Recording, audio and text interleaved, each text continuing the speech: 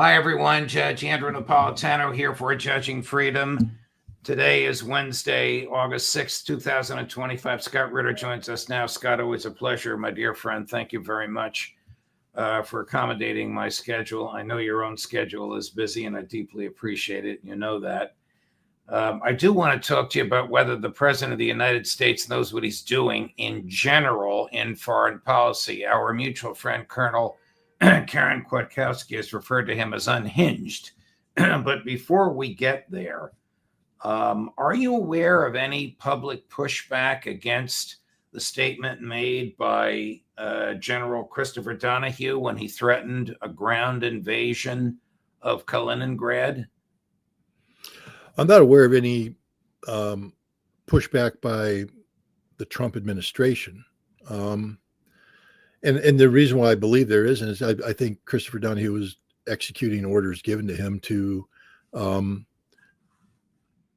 posture as tough and self-confident. I think, I have enough respect for General Donahue's resume, former, not just four-star general. This is a guy who was a Delta Force troop commander, Delta Force squadron commander in combat, commanded Delta Force, and held senior JSOC positions in addition to serving in Ranger regiment, commanding a battalion, I believe.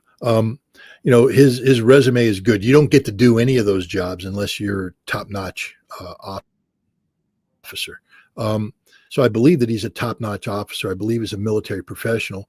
And I believe that he inherited a situation from General Cavoli, who told him, we have no capability. I mean, Cavoli was honest enough to say that, going into the war, the United States had no comprehension on what high-intensity lethality was like. And he said that the level of destruction blew our minds away. We're not prepared for that war. And we're not prepared for anything that's happening right now that's becoming even more lethal. There was a team of Ukrainian drone operators who were sort of taking umbrage at the fact that people were starting to be critical of the Ukrainians. And these are guys who operated the drones in the Pokrovsk front that were able to stop the Russian advance for a moment. And they came out, now they're not being able to stop it. And if they actually work, they die. And they came out and they told NATO straight up, if you fought in this war right now, all of you would be dead within a matter of days. NATO is incapable of surviving on this battlefield. Is the United States capable of doing what General Donahue boasted about? Not at all. Not even close. One of the reasons why we're not is that what he was talking about can only exist in a vacuum. He spoke as if we're going to take out the A2AD bubble, which is area denial. We're gonna do that quicker than you could ever imagine. What he doesn't or what he does understand, but what he didn't say is the first NATO ordnance that strikes Kaliningrad, Christopher Donahue and his command staff will be dead within an hour because they will have been targeted by Oreshnik and other systems, conventional or nuclear. Any base that launched anything against Kaliningrad will be taken out, not by systems in Kaliningrad, but by Russian systems, because to attack Kaliningrad is to attack Mother Russia, to attack the Russian homeland. And the Russians just won't put up with it. He left that out. But his job right now, having inherited a system that can't fight, and that's the other good news here, is he knows he can't do what he's saying. He knows that we don't have the capacity to do what he's saying.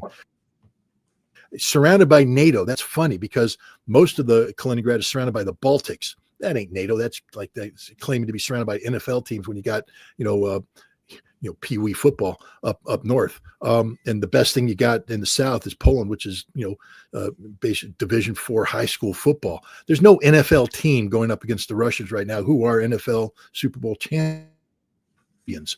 He knows this. And that's why there's no pushback, because he didn't speak out of school. Okay. He's a responsible officer who was given a briefing and given a brief, and he said the brief. The Russians have pushed back though, and they've said exactly what I said. You do this and you'll die. Well, so Secretary Hegseth, who I guess is the only person that could have ordered him to do that, or even the president, made him look ridiculous.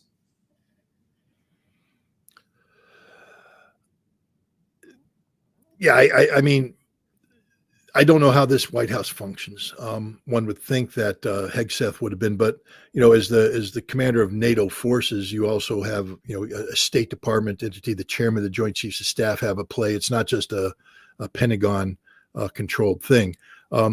there's no national security advisor anymore. It's dual-headed with Marco Rubio. We don't know where the instructions came from. Okay. I actually think it came from the White House, not the Pentagon, because I don't think Pete Hegseth's smart enough to. I was going to ask you if Army generals can say and threaten anything they want, but you're telling us that this was done on command. He's probably too smart to have done this on his own and did it because he was ordered to. He couldn't have had the command positions he had if he was a renegade and a rogue agent.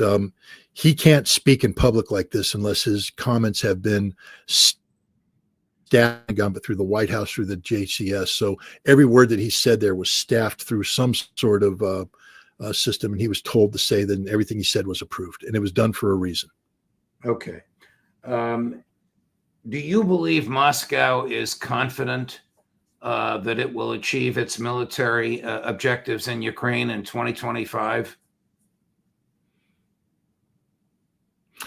I don't think Moscow will put a calendar date on it. They're confident they will achieve their military objectives in Ukraine. The one thing the Russians have refused to do is let the calendar drive their operations. They let the outcomes drive their operations.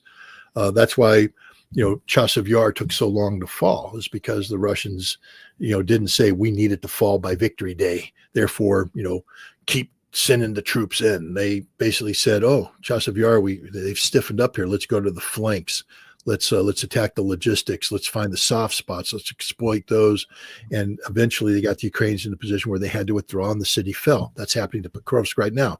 It's not that the Russians are saying, "Oh, we need Pokrovsk to fall by this date or that day because Donald Trump's putting pressure." That's not how the Russian military operates. Pokrovsk will fall when Pokrovsk falls, and it will fall when the Russians create the conditions conducive to its fall. And then every city Russia targets after that will fall when Russia creates the conditions conducive to that falling. And that will happen as the battlefield gets shaped by Russian actions, not, influenced by political artificialities that are driven by a calendar. I have listened to Russian generals that I respect, and they are confident that something meaningful is going to happen in the next 2 months. That you're going to see, the kind of collapse that I've been predicting for months now. Right. I'm going to stay hands off on this one and say that, when it happens, but I'm not going to put a timeline on it. Right.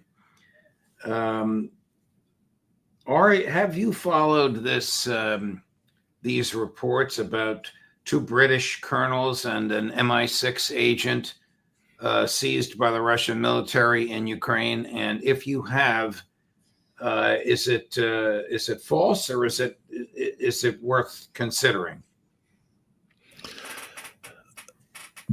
I've been following it. I've read the reports that come out of it. I at this point in time, if I were asked, do we take action on this, I would say no. That this appears to be a propaganda ploy.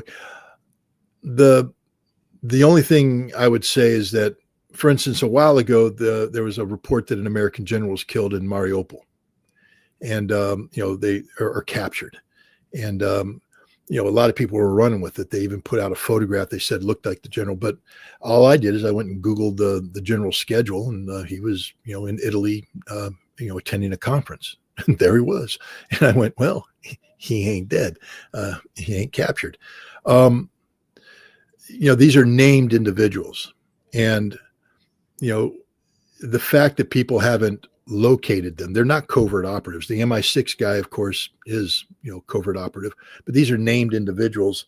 And nobody's come up and provided the counter narrative saying, nah, the colonel's actually on vacation from General Staff College, or, no, he showed up at work the other day here.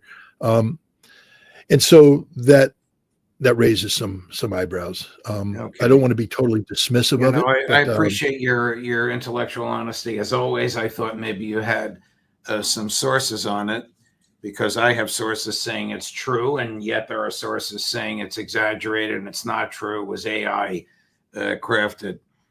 Before I ask you more about President Trump, the New Republic reveals a new Hegseth leak. And the Hegseth leak is a position paper prepared by his brother, which states that the Defense Department plans to have troops on the streets of the United States for the remainder of the Trump presidency. How do American troops feel? And maybe you don't know, because I don't think this ever happened when you were an active duty Marine. How do American troops feel about being used for ordinary law enforcement, as they were in Los Angeles, until a federal judge put a stop to it and the appellate court upheld it? Well, I was on active duty when the Rodney King situation went down in LA, and Marines were mobilized to come in and assist that. And I can't speak for all Marines, but I will tell you that the Marine Corps as a whole, we obey the lawful orders given to us by our command authority. But no Marine was happy about wearing a uniform and carrying a weapon on American soil, facing off against Americans, even though ostensibly the purpose was to bring about law and order. No Marine wants to be that. I was also on active duty when American Marines were on the border in Del Rio, Texas, and they shot and killed a teenager who was herding up goats because he was out there plinking with his .22 rifle, and he shot at the camouflage position, and the Marines believed they were taking effective fire, and they shot and they killed him. It was a horrible day for the Marine Corps. We're not here in the business of killing American citizens. We're not here in the business of patrolling American streets. That's a law enforcement issue. It's also a constitutional issue. Right. I can also say that if you go take a look at, and you remember when the White House was sort of under siege and the president made that famous walk across the lawn to the church where he held the Bible upside down. Right. The American soldiers that were mobilized for that event were confused. They didn't know what their lawful orders were. They weren't briefed properly. You can't account for 100% of the people. There are always bad apples in every cart. And there's people out there just looking for violence and looking for any excuse to commit violence. And that's why you need good leadership to hold them to account and hold them in check. But the vast majority of American service members that I've experienced, both while on active duty and talking to them afterwards, do not want to be part of American law enforcement. They do not want to be deployed on the soil of the United States facing off against American citizens. That's not why they joined the military. Breaking news. To some extent, President Trump on his Truth Social, this is just a few minutes ago, wrote, "My special envoy, Steve Witkoff, just had a highly productive meeting with Russian President Vladimir Putin. Great progress was made. Afterwards, I updated some of our European allies. Everyone agrees this war must come to a close, and we will work towards that in the days and weeks to come. Thank you for your attention to this matter." I don't know, probably Trump boasting the war is not going to come to a conclusion, correct me if I'm wrong, until the Russian objectives stated clearly, crisply, and consistently from the outset are achieved. Look, Vladimir Putin made this easy yesterday before Witkoff showed up. He did a presentation in Russia, and he said, look, we can have a ceasefire right now if Ukraine commits to two things. They have to withdraw from Russian territory. That means all of Kherson, all of Zaporizhia, all of Donetsk, all of Lugansk. And they have to commit that they will never join NATO. This will get them a ceasefire right now as we speak. And then we can move on to negotiating the nuances associated with bringing about conflict termination. But if you want people to stop dying, it can happen instantaneously. Anything less than that, Russia will continue to wage this war until it has liberated the totality of its territory. I can guarantee you, having made that statement before Witkoff showed up, Putin reinforced that statement. And it's not going to change. It's not going to change at all. And I think you'll find once the ceasefire takes place, Trump may have, gotten something he didn't want, because the other Russian objectives aren't going to change either. Just because there's a ceasefire doesn't mean that Russia's not going to insist on demilitarization. Right. I just wonder if Donald Trump understands what President Putin said and what you just so nicely articulated. Who knows what Witkoff told him that prompted him to write this thing? This is very optimistic, but I don't think it's realistic. Well, the Russians, they've never closed the door on diplomacy, and the Russians, they're very honest about what they will do. And when they say they're going to do something, they're going to do it. And the consistency in their argument over time has even brought about begrudging respect by Donald Trump, who says they're tough guys. They're stubborn people. The Russians have never once yielded to any of the pressure put on or the threats made by Donald Trump. And I think Trump recognizes this in the most simplistic word. What he needed to hear was that there's a path forward. And I think what Witkoff said is that we can get a ceasefire now. And that's all Trump cares about. I mean, Judge, I don't mean to be disrespectful here, but the president doesn't care about Ukrainian lives. He doesn't care about Russian lives. He doesn't care about the national security of the United States. He doesn't care about Europe, NATO, or any of that. He cares about getting a Nobel Peace Prize. That's it. Listen to the statement he made the other day. I have stopped 5 wars. The 6th one I'm about to stop. And then he always says, I'm the guy for the Nobel Peace. He bribes the Cambodians to nominate him. This is all he wants. It comes down to this is the supreme narcissist. And because he wants to be seen as the man who brought an end to the war, I think the president has heard from Witkoff a scenario where the war can be brought to an end. Now the president needs to put pressure on Ukraine to accept a result that is inevitable. I mean, this war ends when the United States sits down with the Ukrainians and say, you're going to lose all that territory. There's nothing we can do to help you. You're going to lose it all. But this is not Joe Biden's war anymore. And the president is sending military equipment there at the same rate at which Joe Biden was. Donald Trump has become a neocon. Yeah. Well, he become a narcissistic neocon, which means he puts his own narcissism ahead of neocon principles and ideologies, which I don't think he can even articulate. The problem is he's surrounded himself with neocons. And so he's getting just horrible advice. The United States needs to find a way to get a team B assembled, trained up, and brought before this president to show him alternatives. Witkoff is a breath of fresh air, but again, it's very difficult for Witkoff to have any credibility left because as a negotiator, remember, he was undermined by the president in the Iranian negotiation where he was telling the Iranians that there was going to be a 5th round of negotiations. We're moving forward. And then Israel bombed them with America's blessing. So from the Russian perspective, they got to take Steve Witkoff with a grain of salt. But I do believe that the Russians are very honest and very sincere about having a ceasefire as long as they get all of their territories. And if the president can't guarantee that, if Ukraine's unwilling to do it, then this war doesn't stop. And I think that's the point that Putin made to Witkoff. This war doesn't stop unless these conditions are met. But look at the simplicity of the conditions. There's only 2 things now. Get out of the territory and no NATO. Now you have a ceasefire. As opposed to, if you remember, the Russians were saying there's no reason why we can have a ceasefire until all the root causes of this conflict are addressed. This is a major shift on the part of the Russians. Correct. They've taken 25 moving parts, and now they have 2 moving parts to get the ceasefire. That's why I think Trump's excited.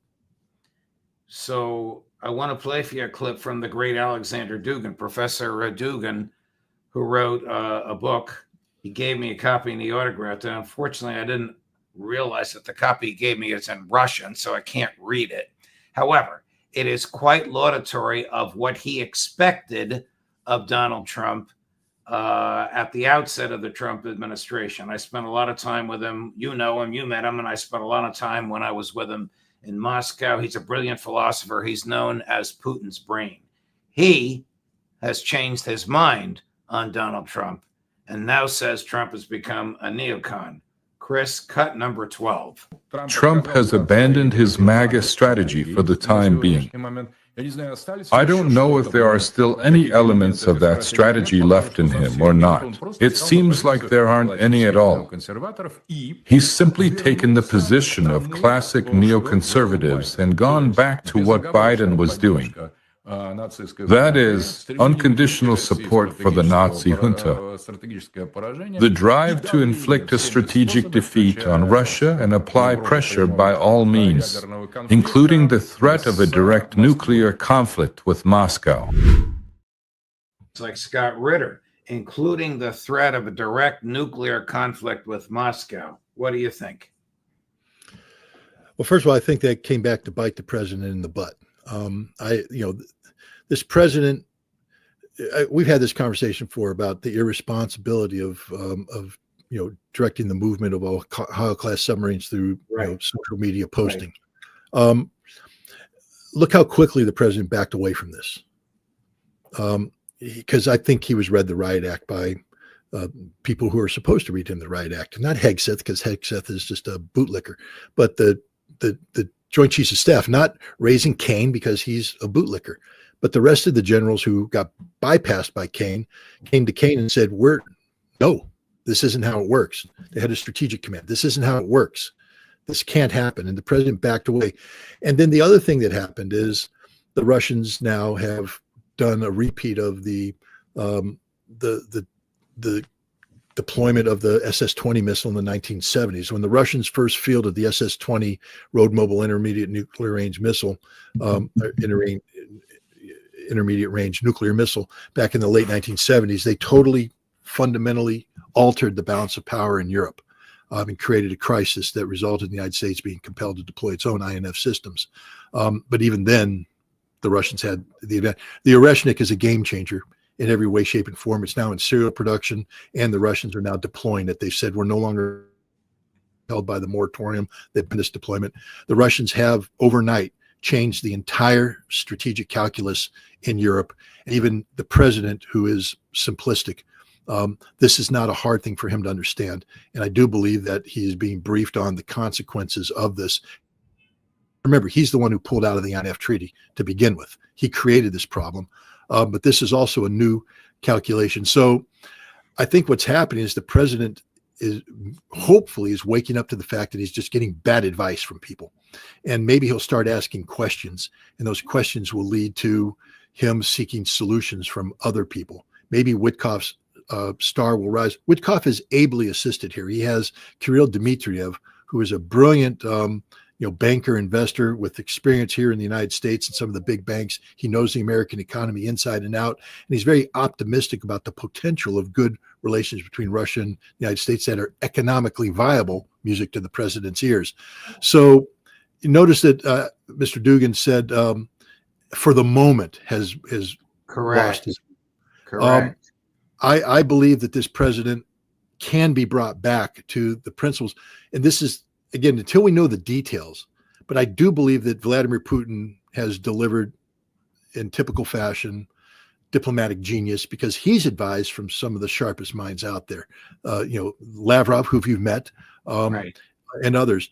And I believe that he has put something on the table that has been specifically crafted to solve the political problems of this president. And if this president can find in his gut the intellectual and moral courage to move on this and act on this, I do think that the guns can fall silent soon. But the key is the Ukrainians have to evacuate these territories. Without that, there is no ceasefire. Just for a moment of levity, for a moment, what is a bootlicker? That's the proper nice way of saying ass kisser, but I didn't want to. A bootlicker, somebody's going to spit shine your boots for you by licking them. Normally in the military, if I'm going to spit shine my boot, back in the day, because today they issue these brown side out boots that you brush, but you used to get issued these black leather boots, and you had to spend ungodly hours shining those babies up with spit. And bootlicker, somebody who's going to get down there and lick the boot for you. Okay. I thought that's what it was, but somebody suggested I should ask you that one last time. Why did we know that Trump was reckless and now has backed off on the movement of the 2 Ohio class submarines? Did he also send nuclear warheads to Great Britain in the past 2 weeks? I mean, that's the story that he has, that we've deployed B-61-12 gravity bombs, nuclear gravity bombs to England for the first time in some time. It's an interesting story, because then the question is, under what authority? Are these part of the NATO deterrent? We already have 100+ gravity B-61 gravity bombs deployed in 5 locations throughout NATO, in Turkey, in Belgium, in Italy, and Netherlands. Is this new deployment as part of the NATO nuclear deterrence, or is this a bilateral nuclear arrangement with the British that falls outside of the NATO nuclear deterrence, which would be very worrisome because then it implies for deploying bombs that could be loaded onto B-2s and used in a preemptive strike. And you combine that potential of a preemptive strike with pushing Ohio-class submarines closer to Russian, and you've just created an inherently dangerous situation.